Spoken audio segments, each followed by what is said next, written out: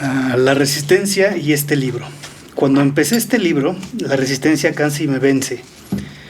Esta es la forma que tomó. Me dijo la voz dentro de mi cabeza que yo era un escritor de ficción, no de esta clase de libros, y que yo no debería estar exponiendo esta clase de conceptos de resistencia de manera literal, sino que debería incluirlos de manera metafórica en una novela. Ese es un argumento bastante sutil y convincente. La justificación que me presentó la resistencia fue que debería escribir, digamos, una historia acerca de una guerra en la que los principios de la resistencia fueran expresados como el miedo que el guerrero siente. La resistencia también me dijo que yo no debería intentar enseñar o ponerme a mí mismo como la eminencia que todo lo sabe, que esto era vanidad, egocéntrico, posiblemente corrupto, y que en el fondo iba a acabar dañándome. Esto me asustó, parecía tener mucho sentido.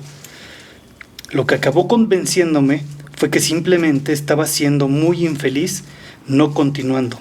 Estaba empezando a mostrar síntomas en el momento en que me senté y comencé a sentirme mejor.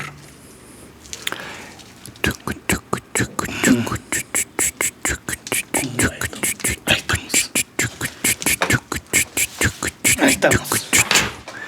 ¿Qué tal? Bienvenidos todos a un nuevo capítulo de La Contrarresistencia.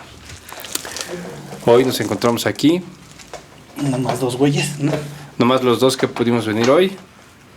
Rodrigo Tobías, Eizaguirre, Daniel García. ¿Qué onda? ¿Está tapada la cámara? No, ahorita no estamos grabando en esa porque es un desmadre. ¿Es De un hecho, desmadre? estoy editando el anterior, donde grabamos con las dos. Y se ve muy bonita la cámara, pero es un pedo Estarlos sincronizando, porque te corta en cachitos, o sea, en varios cachitos. por eso luego se atrasa. Sí. Entonces ahora lo vamos a grabar con el iPhone. Uh-huh. Perfecto. Pues sí, aquí estamos en una edición más. Sí, un programa fuera de horario. Totalmente, estamos grabando el miércoles cuando normalmente grabamos en sábado. Pero bueno, no queríamos como dejar pendiente, porque luego se complican las cosas y es mejor hacernos haciendo un colchoncito. Exactamente, y también es un ejercicio de consistencia. De combatir a la resistencia, sí. Exactamente.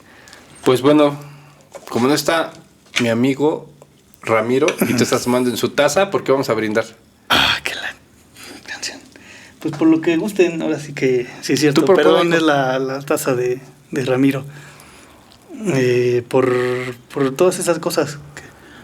Por todas esas cosas por las que la gente se une en Navidad. Por el poder de la amistad. Muy bien. ¿Qué te dijo este libro? Bueno, en particular este está hablando el autor, Steven Pressfield, de cómo se le manifestó la resistencia al escribir ese libro en particular, ¿no? En realidad él es conocido por escribir novelas de ficción, particularmente como históricas. La verdad es que no he leído nada de lo que son sus novelas. Lo único que tiene como muy conocido, que fue lo que le pegó en algún momento, fue La leyenda de Bagger Vance, que es una que hicieron película Will Smith, que es sobre un golfista. Digamos que es la única que ha trascendido al cine o que lo han adaptado. Pero en general es muy conocido por obras de ficción con contexto como histórico. Órale. No me suena la película. No, yo recuerdo haberla visto, pero pues, me imagino que no debe ser una cosa así fenomenal cuando no. O sea, recuerdo haberla visto, pero no recuerdo ni de qué se trata ni nada. No se te quedó en el inconsciente. No, pero bueno, en particular, sí recuerdo, he visto varias entrevistas con él que habla sobre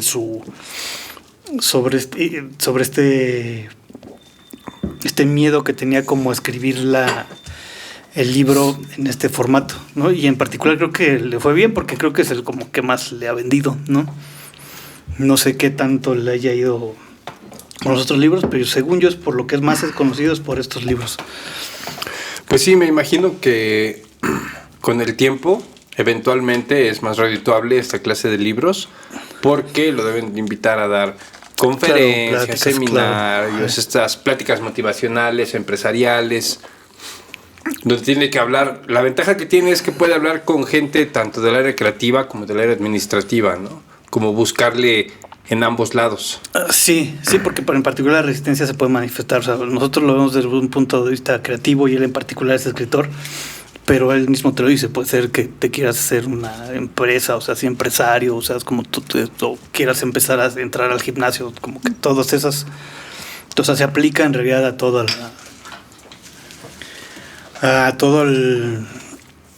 a cualquier vocación o meta que tengas, ¿no? A cualquier ente productivo. Sí, pero en particular aquí, lo que me llamó la atención de es que habla mucho como, en particular de lo que le llaman, se me va el avión, lo tenía la palabra, pero es este miedo. Ay, lo malo de grabar cansado. Siempre grabamos cansados. Sí, pero un día tendríamos que hacerlo como frescos. El día que lo hicimos frescos quedó bien aguado. De la chingada, ¿te ¿verdad? acuerdas? Sí. Que parecía un programa de deportes, de esos güeyes que mandan a los mundiales.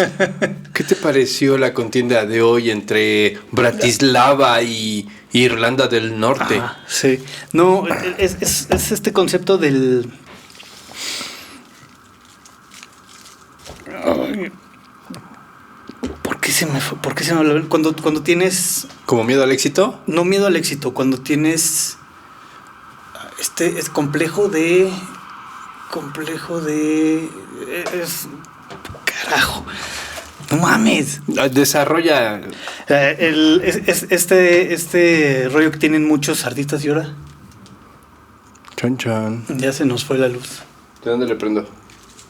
Desconecta y conecta. A ver si... Perdón, pero la producción Tan, tan. Sí, a ver si nos está como calentando. Esa puede ser una señal de la resistencia inconsciente. Complejo, sí. Complejo de... No. A ver, desarrollo ahorita yo me acuerdo. Creo que a mí lo que me parece muy interesante es que él habla de qué manera él solito se estaba convenciendo de no hacer el libro o de buscar otra salida por el camino más corto, ¿no? La vía más fácil que sería, a ver, si tú eres... una persona conocida por escribir novelas épicas, empieza a enfocar como cómo darle salida a esta cuestión de la resistencia a través de lo que él hace mejor, ¿no? Y me imagino que al escribir un capítulo tan segmentado también le ayuda, porque casi imagino que escribió post-its y cada capítulo es un post-it, ¿no? Y que al final ha de haber sido de pegarlos todos y hilvanarlos y darle como una coherencia, porque está en dos partes el libro. Y creo que va por ahí, y me parece muy... Yo lo que rescataría, que me parece muy interesante, es que sí es cierto que nosotros mismos en algún momento nos entra esta gran duda de ¿y si le estoy haciendo mal? ¿Y si le estoy cagando? ¿Y si mejor lo hago de esta manera? Y te queda la duda... Aunque estés seguro y aunque te hayas ido a acostar completamente seguro de que así es como lo deseas y de que sí va a funcionar, al otro día te levantas y dices, no. Es más, al otro día, a veces a las 4 de la mañana, dices, no, creo que no es así. Entonces, sí, hay una duda latente, no razonable, pero sí latente, en las decisiones que tomamos. Y mientras más importante sea la decisión y mientras más la manosemos, más le buscas exactamente la vuelta, sí. Sí, a mí en particular sí esto me llama la atención porque yo lo he hecho toda mi vida. Y siempre he buscado, al buscar la forma más fácil o la forma de evadir esa como responsabilidad, termino haciendo cosas mucho más complejas que no van al camino, al camino que quiero. O sea, por ejemplo, el cómic. Toda mi vida lo que quiero hacer es el cómic, ¿no? Pero... siempre estaba con mi casa, no, pero primero en realidad lo que tengo que hacer es una empresa, que esa empresa ya deje el dinero para que luego el proyecto pueda arrancar y entonces necesito un equipo de gente, para poder generar toda una infraestructura que luego me permita hacer el cómic, Estás ¿no? McFarlaneizando el proceso. ¿No? Cuando en realidad lo único que necesitaba era ponerme a hacer el pinche cómic, ¿no? Y lo hago con muchas cosas. En muchos proyectos yo he hecho esto. O sea, he cambiado el estilo porque creo que ya no es el correcto, porque siento que no va a funcionar. O sea, y siempre estoy como buscándole esa vocecita siempre está diciendo, no, mejor hazlo por aquí, ¿no? Y sí es como difícil de pronto sentarte y decir, no, o sea, tengo que hacer lo que realmente siento que tengo que estar haciendo. Pero pues sí, las voces, de por sí las voces que uno trae te meten en broncas. Y entonces empiezas a escuchar las voces de otras personas que se alinean a esa voz saboteadora. Y te hacen dudar. Y te hacen dudar, ¿no? Pero, pues, no sé. Sí está, la trampa sí está cabrona. Sí, creo que no lo dimensionamos en su justa medida, pero me parece que tiene mucho que ver con, en alguna medida, con el miedo al fracaso. O sea, el que te pongas la vara tan alta y que digas, no, es que si no sale como yo quiero que salga, la caída va a ser atroz. Y en la medida en la que logres superar el miedo al fracaso, en la medida en la que entiendas que el fracaso es inherente al proceso creativo o al proceso metódico o al mismo trabajo. O sea, no somos máquinas. Y en la medida en la que lo puedas racionalizar y entender e interiorizar y decir, ok, va, lo voy a hacer de esta manera y si fracaso, bueno, a lo mejor pierdo 1, 2, 3 días de chamba, pero habré aprendido algo, ¿no? Por lo menos vas a tener una certeza entre 1,000,000 de dudas. Sí. No vas a tener la certeza de cómo no hacerlo. Sí, bueno, eso tengo experiencias, tengo mucha experiencia en cómo no hacerlo. Sí, pero justo ahorita estaba pensando en eso porque estaba viendo ayer o antier estaba viendo justamente una entrevista con McFarlane, que es como uno de mis ídolos, y él habla mucho de que últimamente los dibujantes ya no están produciendo cómics mensuales, digamos, ya no son, y se quejan mucho de no poder... Pero son la máquina de 22 hojas al mes. 22 hojas al mes, ¿no? Y lo que les dice es que para él, bueno, lo que él hace una carrera es el cuerpo de trabajo, ¿no? Y el cuerpo de trabajo es el estar constantemente creando y produciendo, ¿no? Y por ejemplo habla de Greg Capullo, que es un dibujante muy chingón, que trabajó mucho tiempo con él, que dice que él sigue siendo muy inseguro. Greg Capullo, en cuanto siempre está pensando que no quedó bien el dibujo, que debería estar dando más, que no. Y es uno de los mejores dibujantes de... Y lo que le dice es que, güey, o sea, ahorita ya a Greg Capullo, así haga el dibujo más feo de su vida, todo el mundo le va a perdonar ese dibujo porque él ya tiene un cuerpo de trabajo que sustenta, ¿no? Y es lo que te decías, McFarlane, de repente decías que yo cuando trabajaba en esto, hacía una página muy chingona y de repente...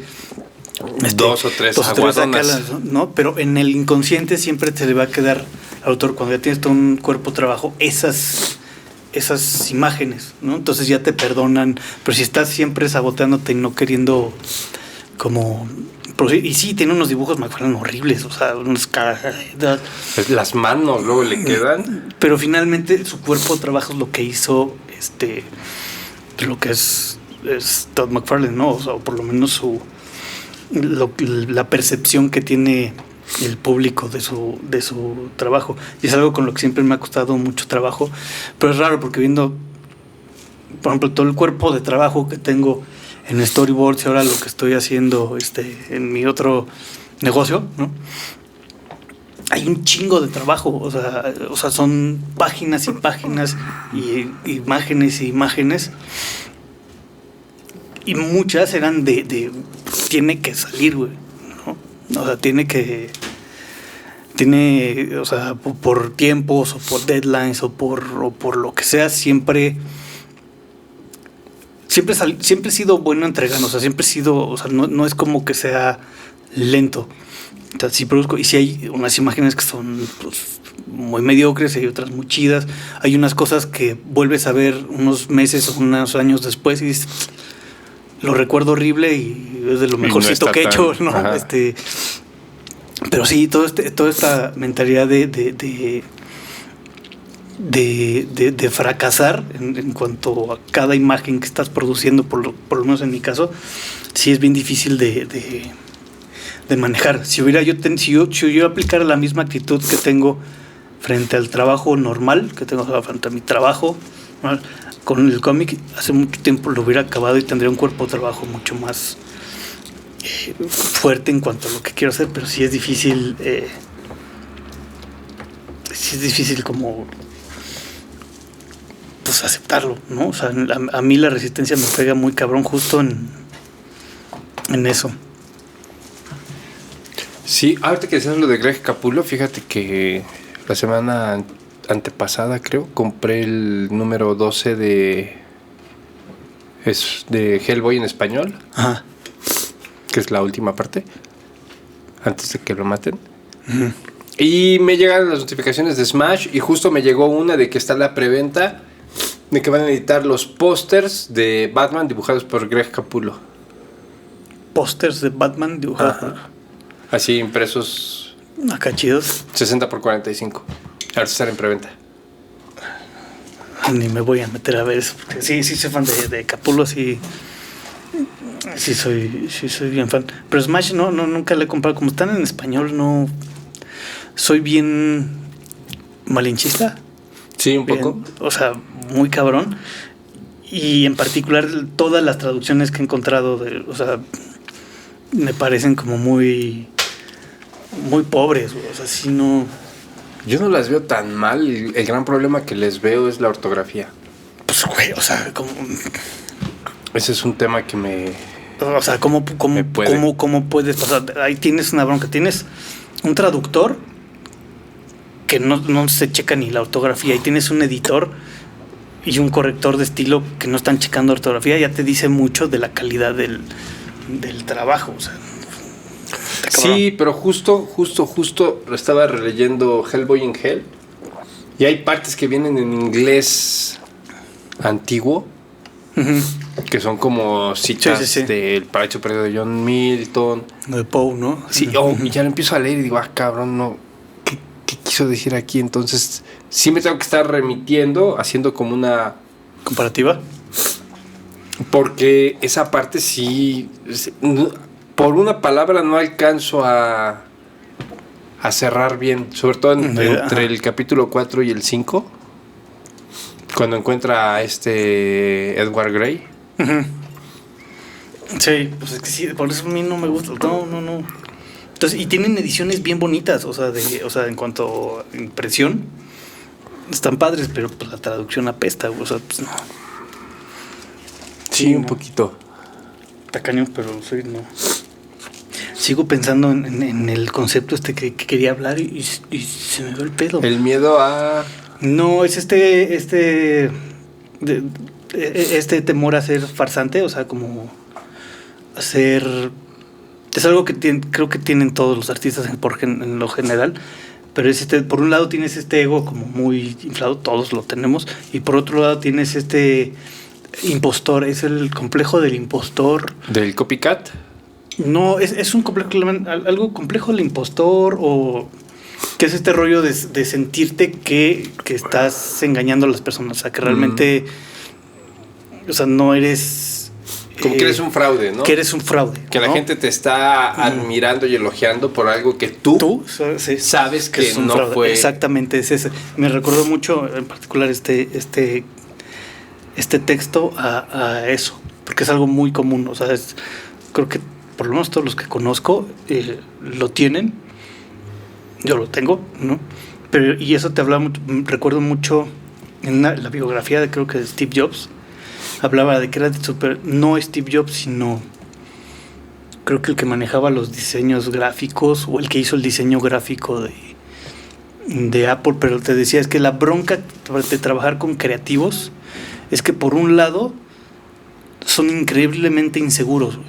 Y por otro lado, son increíblemente egocéntricos, o sea, ¿no? Entonces siempre estás como en una balanza horrible que y entonces tienes que cuidar mucho cómo trabajas con los creativos, porque es muy difícil manejar esas dos, pues, esa ambivalencia, ¿no? Son completamente inseguros, pero son súper egocéntricos. Y a mí me pasa mucho, ¿no? De repente sí siento que soy ya últimamente no, ya los madrazos en la vida me han puesto en tu lugar. Me han puesto en mi lugar, pero sí de repente sí tengo un ego medio inflado, y otras veces siento que es una porquería todo lo que hago. Entonces sí es difícil, y creo que eso también influye mucho en este tipo de cosas, ¿no? Hay días en que dices, no, estoy haciendo una chingonería, y entonces te entra la inseguridad y te dice, sí, pero no, así no se debe hacer, creo que mejor deberías de hacerlo de otra forma, y entonces empiezas a... Y a lo mejor a la mitad del libro eso es lo que le pasó, ¿no? Sí. O sea, lo imagino después de 8 horas enfrente de la máquina, yéndose a acostar y diciendo, sí, si yo hubiera, como dices tú, si yo hubiera leído este libro a los 22 años, sería un éxito. Estoy haciendo algo muy chingón por las personas creativas y por las personas que quieren mejorar su desempeño, y de repente la vocecita, deberías de novelizarlo. Sí. Sí, está cañón, pero pues es parte de... Sí, es algo con lo que tenemos que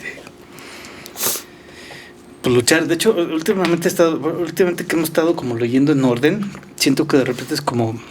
Reiterativo. Es muy reiterativo, ajá, ¿no? Como que ya, y es un poco como él mismo estarse como reiterando y recordándose a sí mismo cuál es el rollo, pero sí de repente ya llega un punto en el que dices, sí, ya entendí, la resistencia sí, es todo lo que te... Sí, se autofagocita, y creo que, no lo he acabado, pero creo que a lo mejor podría explorar otras variables, o podría funcionar con ejemplos menos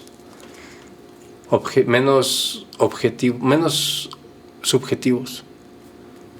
Por ejemplo, la cuestión esta de la resistencia y la pareja, creo que es así totalmente... ¿Enfocada a él? Sí. ¿Sí? Y si le rascas tantito vas a ver que su pareja también era del medio y ahí competían, entonces sí debe de haber ahí algún handicap o algún issue. Déjale echar un ojo a la cámara a ver si sigue. Sí, pero no pares. No paro, no, es que no tengo ni idea de qué hablar ahorita. Ando particularmente en la pendeja. ¿Particularmente qué? En la pendeja ya se me acabó mi Fukusin, güey, entonces ya ahorita también ando como... ¿Fukusin? Mi Fukusin, pues, mi medicina, güey.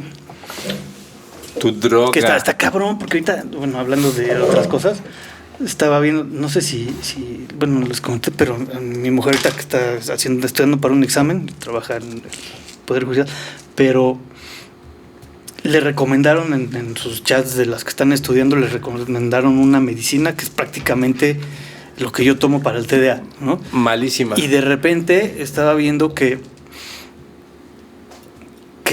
justamente ahorita me estaba diciendo que ya varios por diferentes lados, ahorita que está estudiando, le empezaron a decir, mira, yo me tomo esto y resulta ser que todo el Poder Judicial está drogado con madres para el TDA. Y está cabrón, si es... De hecho hubo un escándalo muy grande porque le llamaban la droga de Harvard o la droga de Princeton. Lo vi. De hecho hubo un documental con el que yo tengo particularmente broncas, ¿no? Porque creo que está en Netflix. Porque es sobre el Adderall, que es diferente a lo que yo tomo, pero pues es para lo mismo, ¿no? Y lo toman mucho para estudiar, para como rendir, desvelarte, concentrarte, ¿no? Comer, estar que ahí. Es totalmente un mal uso del fármaco, ¿no? La bronca es que el documental tiende como a irse sobre esta tendencia de esas drogas son malas y el TDA no existe y entonces nada más a satanizar. ¿no? A satanizar. Pero sí se usa muy cañón y estoy viendo que ahorita también por todos lados lo usan. Bueno, hacen mal a uso esos de él, ¿no? niveles por el poder adquisitivo, porque pues, es como cualquier droga, ¿no? O sea, Sí, claro. no creo que en la UNAM O sea, no. haya no, un no, dealer no. ahí afuera del auditorio No Che Guevara, creo. así de Ritalin, Focusin. No creo. No, yo creo. lo veo muy cabrón. Sí, no creo. No creo, pero sí estaba viendo que lo usan mucho y sí está, y sí está cabrón. O sea, por ese lado sí está cabrón que estén usando ese tipo de medicamentos. No más porque te. Por eso Te se te produce. acabó. ¿Qué? Porque como ya va a hacer su examen, te dio vuelta con el Focusin. No, porque ella sí está tomando. No conocía la medicina y está raro porque es legal. O sea, no, yo necesito receta para mi Sí. Focusin. No, pero pues es una madre muy similar. Y sí está cabrón, porque sí tiene, o sea, pues sí no es jugar con cualquier cosa. De hecho, yo le pensé mucho para empezarme a medicar, ¿no? Pero sí tienes broncas o sea, ¿cómo se llama? De corazón, o sea, te puede, o sea, te acelera el desmadre, o sea, toda la serotonina, todos los pinches químicos que te meten en el cerebro, sí está cabrón, o sea, sí está. Sí, no es no es cualquier cosa, pero pues resulta ser que lo usan mucho. Es un desenfrío. Sí, y que mira que a mí me gusta abusar de medicamentos, pero Pero hay niveles. sí, pero en particular ahorita que se me acabó, sí, ¿Hace cuánto se te acabó? ayer, pero yo particularmente lo sentí como que ya, chale, ¿no? Y mira que lo dejo seguido, o sea, me tomo como Tus tiempos, ¿no? descansos. Ajá. O sea, de hecho llevaba como 3 meses sin medicarme porque no quiero hacer como resistencia, porque si me haces resistencia entonces necesitas más, Aumentar la entonces dosis. sí procuro como Ajá. dejar unos ratos sin tomar, pero ahorita sí como que sí me costó, sobre todo ahorita que he estado como en chinga. Sí, pues sí Sí, se te ha juntado más, ¿no? Las cosas cotidianas de la chamba, entre la chamba y la casa. Sí.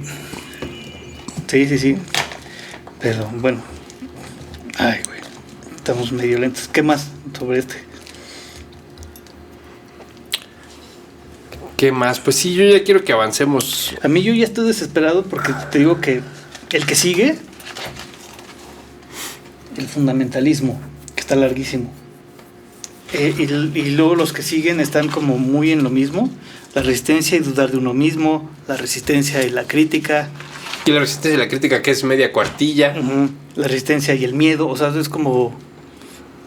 Podríamos elegir unos o podríamos tocar hasta 2 por capítulo, ¿no? Yo creo Porque que vamos también a intentar más bien empezar a hacer como 2. Y hay que leerlos porque de repente, no sé, la resistencia y el apoyo suena interesante. La resistencia y la justificación, te digo que es como. un tema largo. Lo que me interesa ya es. Llegar al libro 2. 2. Que es cuando ya te empieza a decir, que es donde tengo como más cosas que decir, que es donde más me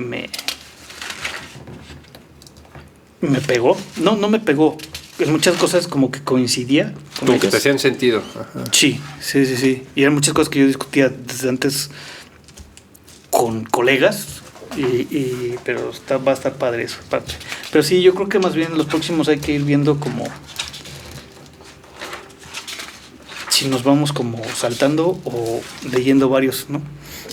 Sí, fíjate que no es mala idea. Respecto a este capítulo, creo que escuchando el episodio 16, que justo salió hoy, lo cual los va a confundir mucho porque hay una discrepancia entre cuándo grabamos y cuándo salen. Sí, estamos intentando hacer un colchón, pero... O sea, pero ahí vamos. Me pareció muy interesante el hecho de que leímos el capítulo y luego buscamos soluciones o estrategias o herramientas justo para evitar eso. eso en particular. Entonces yo rescataría eso. creo que la parte importante de este ejercicio, que es un ejercicio no solo de resistencia, sino de constancia, el que cada quien pueda interiorizar soluciones a lo que propone el libro. Sí, claro. Y creo que es muy importante porque la resistencia se manifiesta de tantas maneras. O sea, hay cuestiones hasta involuntarias o no sé cómo llamarlas, no quiero decir divinas o fuera del alcance de las manos, pero tengo un amigo allá en Estados Unidos, Alberto Soto, que es uno de los 31 suscriptores que tenemos. No mames, ya somos famosos, 31 suscriptores. Ya está haciendo un proyecto muy interesante que no puedo decir porque todavía no sale. Yo le ayudé con unos diseños de su entidad corporativa. Pero de hecho sí lo dijiste, en algún momento dijiste de qué se trataba. No importa. Pero no importa, nadie no importa nos ve. porque no hay imágenes y justo estaba en una etapa en la que ya en la recta final. Ya se iba a tirar y no, en la recta final ya para las pruebas y para patentar y o sea ya así en la orilla del acantilado estaba empezando a imprimir unas piezas 3D y la misma pieza falló 2 veces. Porque son piezas grandes, se lleva un día de impresión cada pieza. ¿De qué tamaño? Son grandes. ¿Sí? Son arriba de los 40 centímetros. Entonces necesitas una madresota, es ¿no? una madresota la que compró. Ok. Un día de trabajo perdido, dijo, bueno, no sé qué sea. Volvió a mandar al otro día, se descompuso en el mismo punto. Otro día de trabajo perdido, investigar qué es lo que tenía, ¿no? Entró a foros. Resulta que el cabezal del que va inyectando el pistilo de plástico, con el movimiento se va aflojando.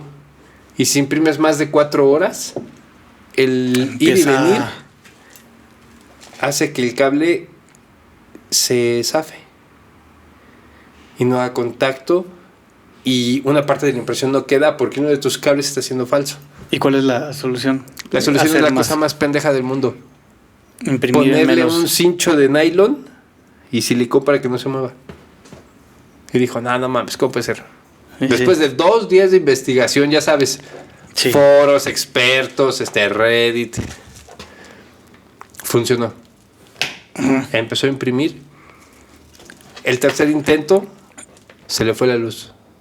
No, a la mitad. Mames, sí, es que sí te pasa. En la parte donde él vive, lleva desde 2012 viviendo, ya lleva 10 años viviendo en Estados Unidos.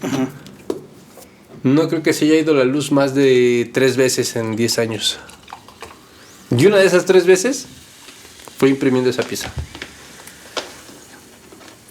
Y justo ayer estaba hablando con él en la noche, porque sí tuve junta con él a las 11 de la noche, que por los horarios, ¿no? La diferencia de horarios, y porque pues él trabaja en una empresa y sale de la empresa y llega a su casa y hace su proyecto, pues así como tú, ¿no? Sí. Pero tiene 3 hijos. Entonces es un desmadre, ¿no? Tiene que distribuir su atención en un montón de temas. Y me estaba contando esto. Y justo me decía, pues es que es la pinche resistencia. Sí. Dice, yo no lo creía y me gustan los conceptos. De hecho él me regaló este libro. Sí, me lo he dicho. Ahí está. Y me decía, pues es que yo creía que la resistencia era una mamada y creo que se manifiesta de tantas formas. Y es un proyecto que él, hazte cuenta que es como tu cómic. Sí. ¿No? Es un proyecto que ya traes y vienes masajeándolo 10, 12 años en la cabeza y cuando ya estás así, cerquita, ¡pum! Sí, me pasó borré todos los... Bueno, esa fue mi culpa, no, pero... Bueno, no, se fue la luz y no sé qué hice y borré todo, pero aquí se va la luz seguido. Entonces no es tanto pedo. Sí, tienes que calcular eso, sí, pero es bien difícil manejar eso porque de repente es hasta eso, ya al tercer día se te va la luz y dices, a la chingada, ya. Sí, ¿no? Sí, es lo que, y él me decía justo, las estrellas comentaba, me están diciendo que no lo haga, ¿no? Moni Vidente dice que, sí. Me decía, yo tiro la toalla y a los 3 días regreso, le exprimo y le sigo chingando. Sí. Y es lo que platicábamos, o sea, sí necesitamos cierta tolerancia al fracaso. Sí. O como empecé diciéndote, sí necesitamos desarrollar estas técnicas, no solo para, punto número 1, técnicas para identificar la resistencia, porque te aseguro que hay mucha gente Sí, que no tienen ni que idea. no tienen ni idea y solo se acumula y así de, es que ¿por qué no? Ujú. ¿Por qué no rindo en el trabajo? ¿Por qué me valen mal en las relaciones? ¿Por qué mi familia se lleva tan mal?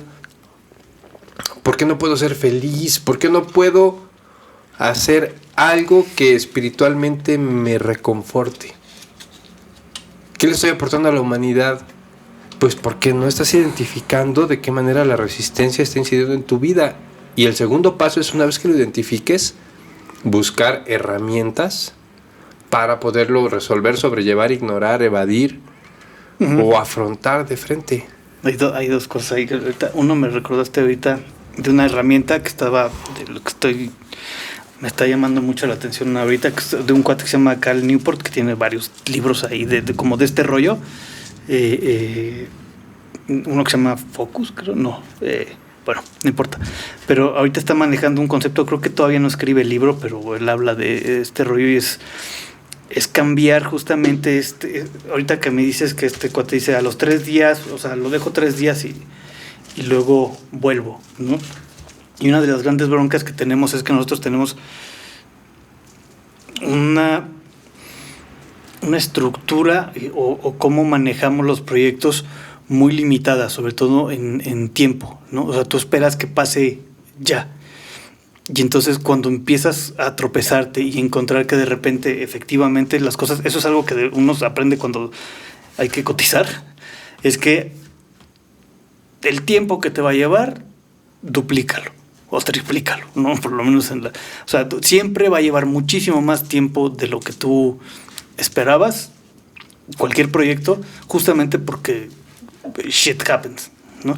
Pero si tú empiezas, y es muy frustrante, entonces cuando tú te topas con eso y tú tenías ya un deadline programado y te empiezas como a frustrar y eso se vuelve una carga como más pesada, y este cuate dice, yo estoy pensando, le llama slow productivity o producción, ¿qué es? Producción lenta. Uh-huh. Dice, en vez de estar pensando y tener como estos deadlines, hacer este proyecto y pensarlo en 5 años, porque en 5 años, porque tú vas calculando,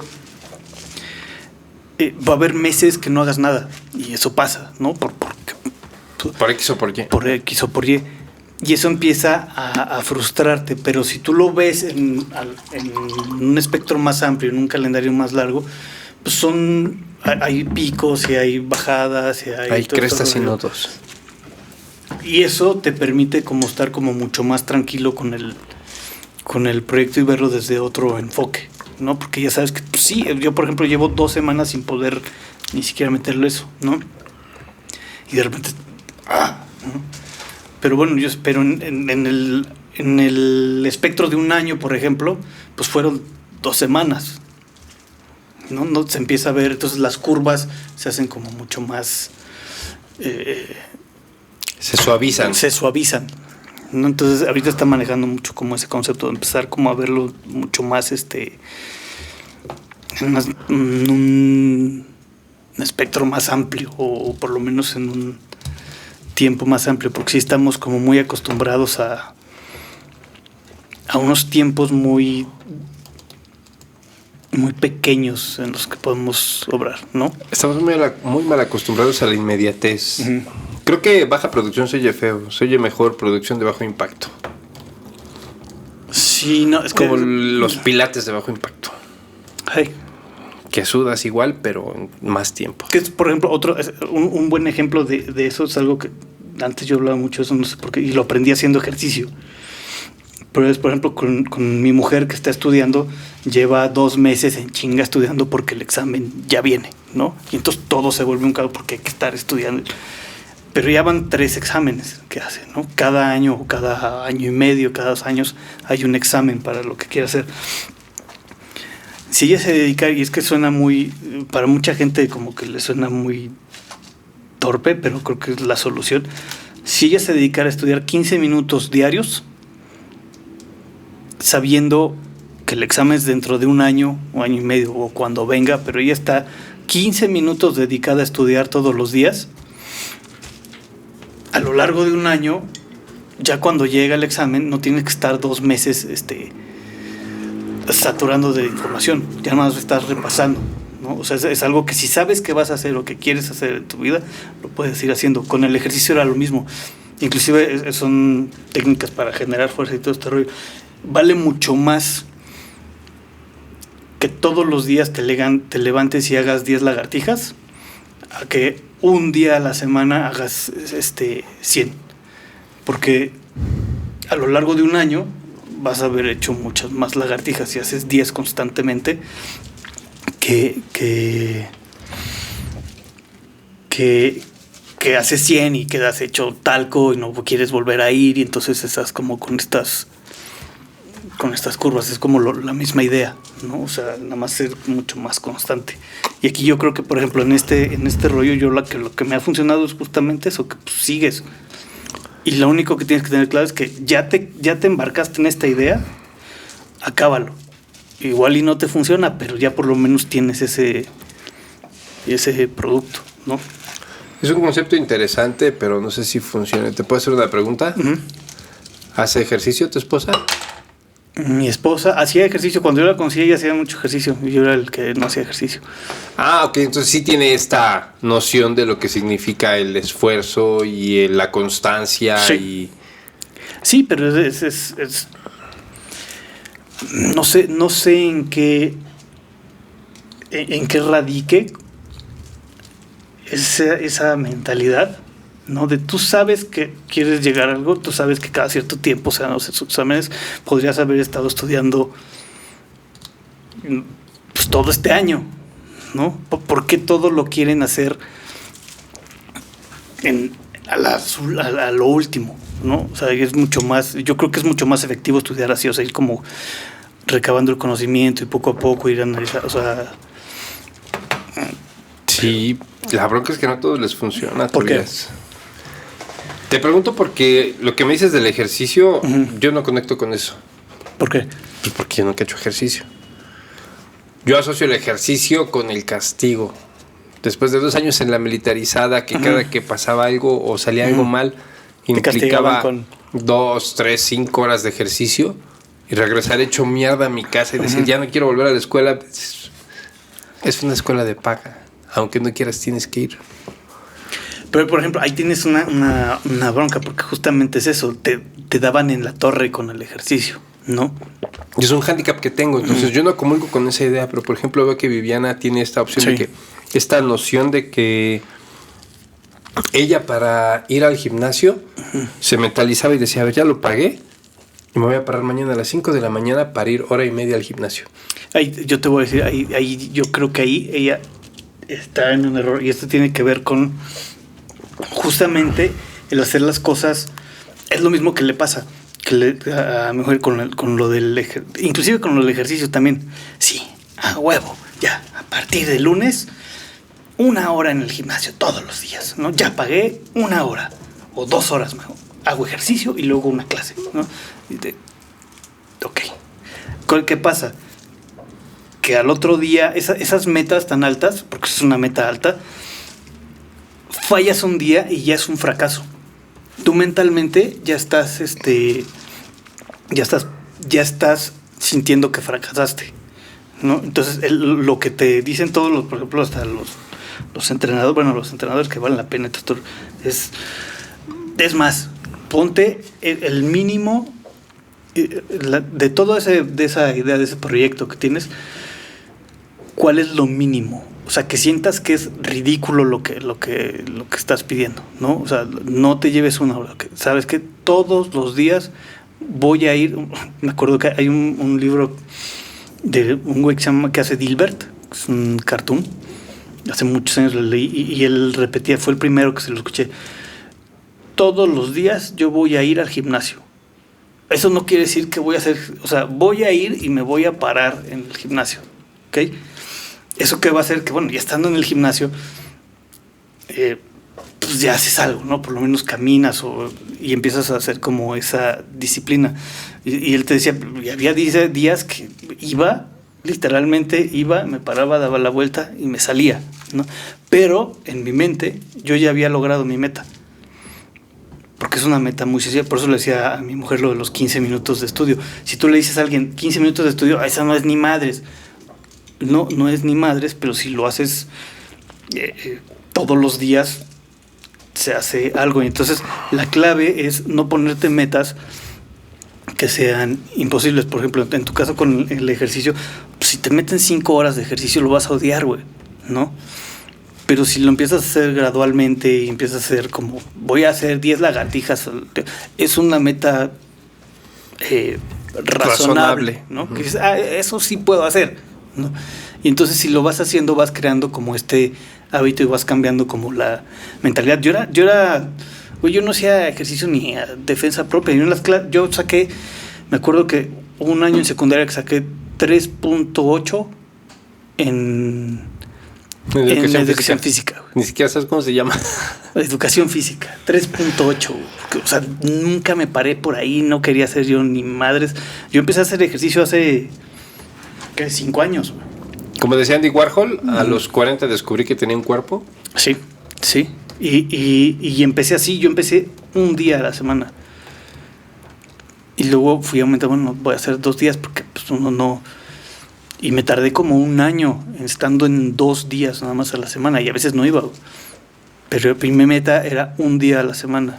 Entonces ya 2 era un logro, cabrón.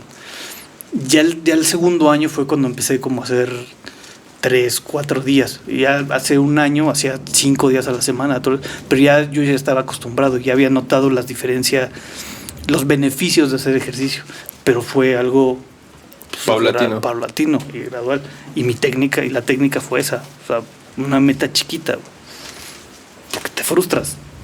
O sea, si tú dices que vas a ir a hacer ejercicio a las 5 de la pinche mañana, 1 hora y media, o sea, nada más de pensarlo, güey, te da hueva, ¿no? Bueno, sí, fíjate que ella no le daba hueva. Creo que la motivaba y la ayudaba a estar como organizada en su día. Uh-huh. Pero a lo que iba, ya lo comenté, es que la chispa primigenia para que ella se pudiera parar a las 5 de la mañana era dejar preparada su ropa. Uh-huh. O sea, dejar los leggings, los tenis, la chamarra, la maleta lista. Uh-huh. Entonces, ya cuando se despertó, decía, ay, qué hueva. Ya dejé todo listo ahí. Bueno, pues ya. Si ya dejé eso listo, pues... Es que eso tiene, de hecho es como el clásico, el tener ya todo tu ropa lista para ir a hacer ejercicio, porque lo que tú tienes que hacer es quitar, no me acuerdo cómo le llamaban, pero digamos que los micropasos que tienes que hacer para hacer algo, ¿no? Entonces, por ejemplo, cuando empecé a hacer natación, me acuerdo porque me estaban enseñando a nadar como a los 30 años, los micropasos que requieres para ir a hacer todo ese desmadre es, bueno, prográmalo, vete al gimnasio, cámbiate, ponte el pinche traje de baño, mójate nadando, ¿no?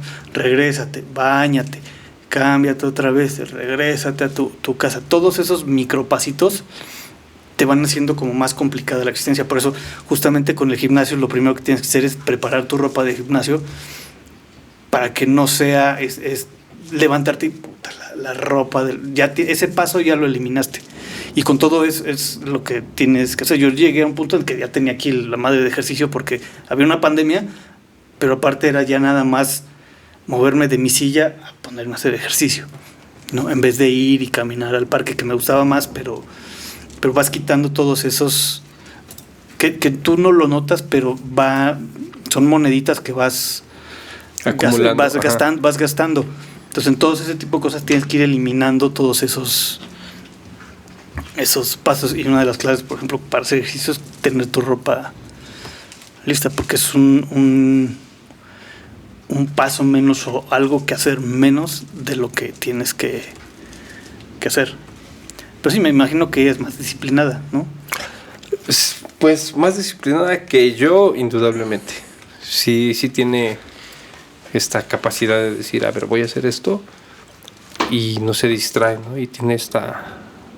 Pero todos tenemos cosas a las que sí le sacamos, ¿no? Sí, como todos, ¿no? Y además, ¿qué tan sostenible es? O sea, ¿sí lo ha hecho durante todo el tiempo o...?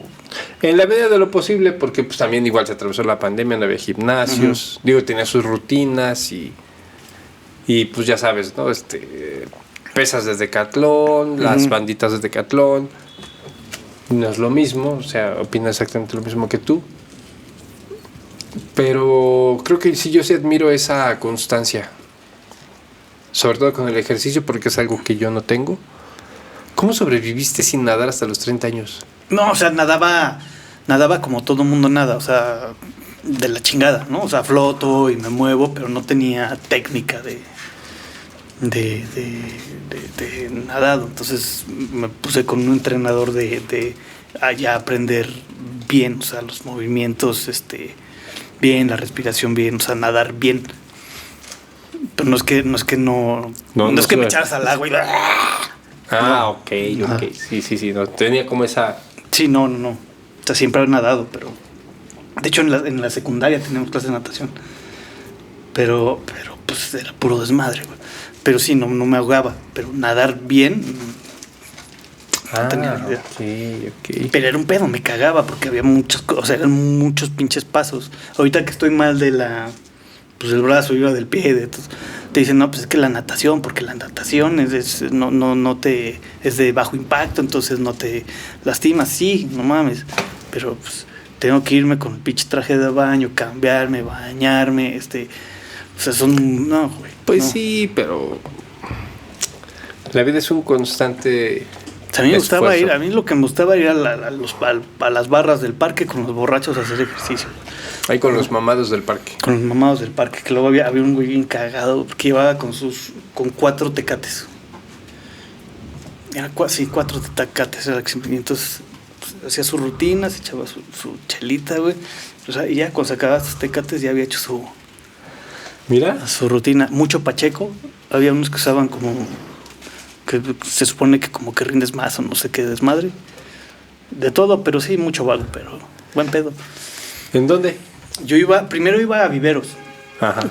Pero ahí pasó. Eran 2 horas, o sea, era hacer el ejercicio y luego era media hora caminando para allá y media hora de regreso. Y acá en el Cook, ¿sí conoces el Cook? Sí, ahí hay unas barras. Sí. Y hago 8 minutos caminando de aquí a allá. Entonces, ese fue, por ejemplo, un ejercicio, eliminar parte de esos... Los micropasos que decías. Esos micropasos. En vez de hacer media hora, 40 minutos de aquí a allá caminando, hacía 8. Entonces, eso era algo... Y ahí estaba padre. El parquecito que está ahí, enfrente del Cook. Ah, ok. Sí. Luego está complicado porque haces ejercicio entre los... Ahí viven como varios homeless. Ajá. Y luego sí, nunca falta el loco que está ahí inventando madres y eso, pero... Sí, justo ahí grabé parte de un video de los que hice en el CD cuando tuve mi clase de video. ¿Sí? Que es un ejercicio de persecución y lo grabé justo ahí. Sí, está bonito el parque, pero sí pero justamente era eso. Sí, pero siempre puedes empezar a ejercer ejercicio, güey. O sea, y no tiene que ser doloroso, güey. O sea, sí, de hecho lo empezamos a hacer. Empezamos a ir a correr al parque. Viviana es muy competitiva, yo no lo soy tanto. Ella da entre 8 y 9 vueltas. uh-huh. Tiene 640 metros lineales, perimetrales el parque. Yo no doy más de 6 vueltas. Pero no tienes por qué darlas, bro. Ella da entre 8 y 9. Uh-huh. Entonces, y está chido, ¿no? Que empezamos a correr juntos. Uh-huh. Y llegando a la vuelta a 6 le digo, ya, voy a echar una caminando. Sí, está bien. Y ella acelera el paso y dice, Sí, pues sí. Pero sí es como una dinámica padre el reencontrarme con mi cuerpo y decir, ok, me va a doler las rodillas, todo, las piernas, 3 días, ¿no? Pero pues es una sensación padre, es como estar como sobreoxigenado, ¿no? Llega un momento en el que estás casi drogado, ¿no? Sí, la verdad es que yo que no hacía ni más de ejercicio y ahora hasta lo extraño. Porque sí, cuando empiezas a hacer ejercicio, o sea, el dolor es horrible, o sea, siempre se va bajando, o sea, como que ya con cierto tiempo tu cuerpo se va acostumbrando como a producir ácido láctico, ¿no? Para evitar el dolor muscular. Y sí duele un chingo, pero ya que una vez que te acostumbras, la verdad es que, o sea, yo me siento mucho más concentrado, mucho menos estresado, mucho menos, o sea, sí es es de las cosas más positivas que he encontrado en mi vida, o sea, como para... Y ahorita pues llevo 6 meses sin hacer, güey, ya estoy así de... Sí, posiblemente de ahí vengan tus malestares, ¿no? También. Yo creo que yo estoy pensando mucho en el ejercicio. ¿Sabes cuál es la bronca? Que también me chingué haciendo ejercicio, o sea, dibujaba mucho y entonces estaba haciendo las barras, o sea, como que sobrecargué. Ahí es donde empezó también el desmadre, entonces tenía que cuidar mucho. O sea, si hago ejercicio, de repente no puedo dibujar porque tengo que controlar el... Sí, fue como una bronquita, pero sí, ahorita que no he hecho ejercicio, siento que me duele más. Entonces siento que hay un balance. Siento que es un balance entre volver a hacer ejercicio y alimentación. De hecho, justamente estoy ahorita empezando a volver a ver si hago el ayuno intermitente. Justamente por este rollo. Pero sí, está cabrón. Pues sí, no es mala idea que regreses a la autofagia. Sí, pues sí me cuesta trabajo. Pues estaba haciendo ayuno intermitente porque no me costaba tanto. Se me olvida comer, entonces no tengo tienes tanto pedo. No tanto bronca, pero como dejé el alcohol, le entraste a la comida chido. Pues le entré a la comida y le entré todo, y sí, o sea, meterle ese doble esfuerzo. Justamente ese rollo, te digo que dejo un vicio a la vez, ¿no? Y me permito muchas cosas. O sea, dejas un vicio y le cambias de apellido al vicio nada más. No necesariamente, en este caso sí lo hice así con los Jimanes, y con el pan. Pero normal, cuando dejé el cigarro, nada más dejé el cigarro y no es cierto. También engordé bien cabrón. Porque corría. ¿Por qué empezaste a...? Yo iba a correr y cuando dejé el cigarro, sí engordé bien cabrón. Sí, es cierto. Siempre pasa. Yo así como estoy de flaco cuando dejé de fumar, igual. ¿Sí fumabas? Sí, fumaba cuando estaba en la universidad. Pero como siempre, como nunca compraba cajetilla e iba a la tiendita de ahí de dentro de CU, ya, sí. Iba 4 veces, 5 veces al día por mi cigarro. Y me quedó la costumbre. Entonces cuando dejé de fumar, de repente llegaba a la tienda y decía, me da un... yo no fumo. Oye, estoy aquí, ¿qué compro? Me da un brownie, sí. me da unas papas. Ahí Sí. saltó bien cabrón la lluvia. ¿Y qué vas a hacer? No tengo idea.